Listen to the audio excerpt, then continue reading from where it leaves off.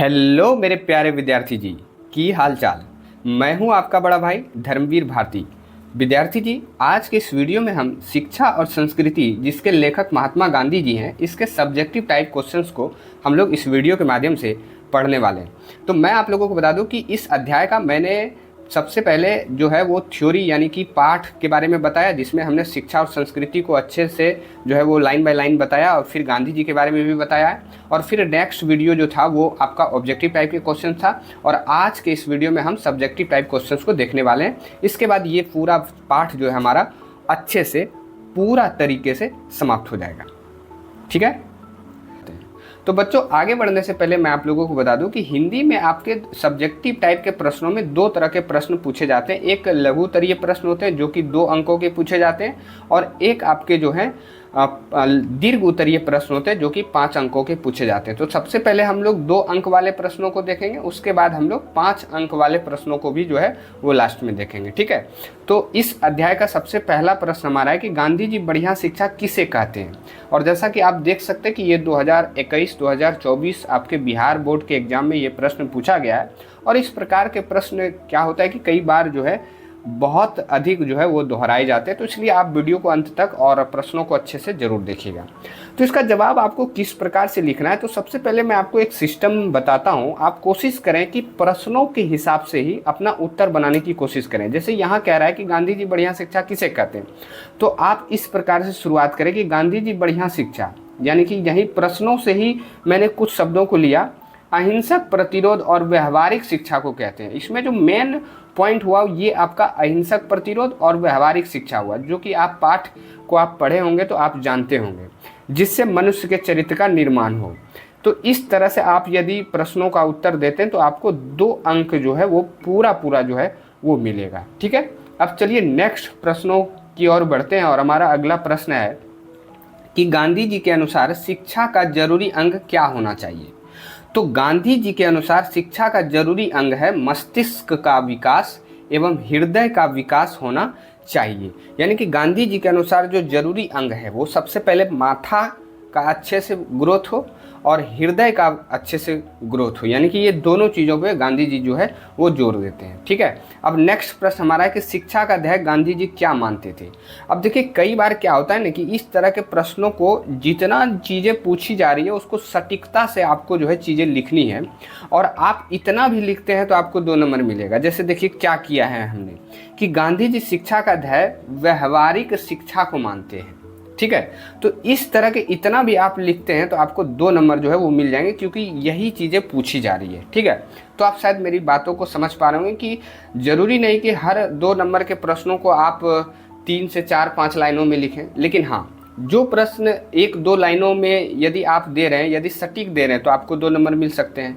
लेकिन आप कई सारे ऐसे प्रश्न होते हैं जो 1-2 लाइनों में काम नहीं चलेगा, आपको 4 लाइन जाना ही पड़ेगा, तो उसको आपको 4 लाइन में लिखना है। जैसे कि अगला प्रश्न आप देख सकते हैं कि गांधी जी किस तरह के सामंजस्य को भारत के लिए बेहतर मानते हैं और क्यों। तो गांधी जी वैसी संस्कृतियों के सामंजस्य को भारत के लिए बेहतर मानते हैं जिनका भारतीय जीवन पर प्रभाव पड़ चुका है, और जो स्वयं भी भारतीय जीवन से प्रभावित हुई है, क्योंकि भारतीय संस्कृति उन भिन्न भिन्न संस्कृतियों के सामंजस्य के प्रतीक है जिनके भारत में पैर जम गए। तो इस तरह के प्रश्नों को थोड़ा सा आपको लंबा जो है वो देना होता है। ठीक है, तो इस तरह से आपको 2 नंबर मिलेंगे। अब नेक्स्ट प्रश्न हमारा है कि इंद्रियों का बुद्धिपूर्वक उपयोग सीखना क्यों जरूरी है। तो इंद्रियों का बुद्धिपूर्वक उपयोग सीखना इसलिए जरूरी है क्योंकि इससे मस्तिष्क का विकास होता है। ठीक है, अब नेक्स्ट प्रश्न हमारा है कि शिक्षा का अभिप्राय गांधी जी क्या मानते हैं। तो गांधी जी के अनुसार शिक्षा का अभिप्राय केवल किताबी ज्ञान से नहीं है, शिक्षा ऐसी होनी चाहिए जिससे शरीर, बुद्धि और आत्मा तीनों का विकास हो। वाह, क्या बेहतरीन बात कही है। इस तरह से आप लिखेंगे तो 2 नंबर आपके एग्जाम में जरूर पक्के हो जाएंगे।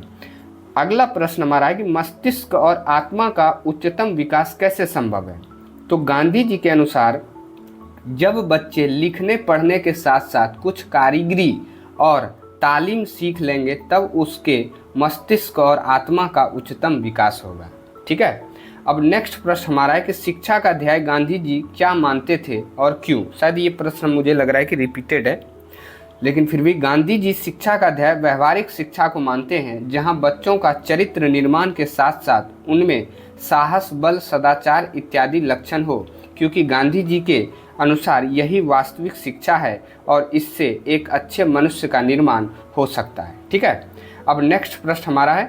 अब देखिए यहाँ से हमारा 8 कुल प्रश्न थे जो कि 2 नंबर वाले यानी कि लघु उत्तरीय प्रश्न थे। अब हम लोग दीर्घ उत्तरीय प्रश्नों को देखेंगे जो आपके एग्जाम में 5 नंबर के पूछे जाते हैं। ठीक है, तो इसे भी आप थोड़ा ध्यान से देखिएगा। और हमारा पहला प्रश्न है कि मेरा धर्म कैद खाने का धर्म नहीं है। ये गांधी जी की शिक्षा और संस्कृति के जो शिक्षा शास्त्र के ही ये पंक्ति है, इसमें आपको विस्तार पूर्वक चीज़ें बतानी है। और इसकी शुरुआत आपको कुछ इस प्रकार से करनी है कि महात्मा गांधी का कहना है कि उनका धर्म ऐसा नहीं है जो किसी बंद जगह में बंधा हुआ हो या सिर्फ कुछ नियमों तक सीमित हो। वे ऐसे धर्म को नहीं मानते जो लोगों को अलग अलग करे या उच्च नीच सिखाए। उनके अनुसार सच्चा धर्म वह है जो सभी लोगों को जोड़ता है और सबके साथ समान व्यवहार करना सिखाता है। गांधी जी का धर्म सत्य, अहिंसा, प्रेम और मानवता पर आधारित है। वे चाहते हैं कि शिक्षा और धर्म दोनों मिलकर इंसान को अच्छा और सच्चा बनाए। ठीक है, अब कुछ लाइनें और इधर भी बची हुई है। निष्कर्ष, देखिए आप सबसे पहले इस तरह से बातें लिखें, ठीक है, और लास्ट में आप कोशिश करें कि निष्कर्ष इस तरह से छोटे लाइनों में दें। आपको कुल 5 नंबर इस तरह से मिल सकते हैं। इस प्रकार गांधी जी धर्म खुला और सबके लिए समान है जो लोगों में प्रेम, शांति और भाईचारा बढ़ाता है। तो शायद आप मेरी बातों को समझ पा रहे होंगे। तो यहाँ से दीर्घ उत्तरीय प्रश्न जो है वो एक ही मैंने लिया है, क्योंकि इस तरह के पाठ से दीर्घ उत्तरीय प्रश्न ज़्यादा संभावना होती है कि कम ही पूछे जाएंगे, क्योंकि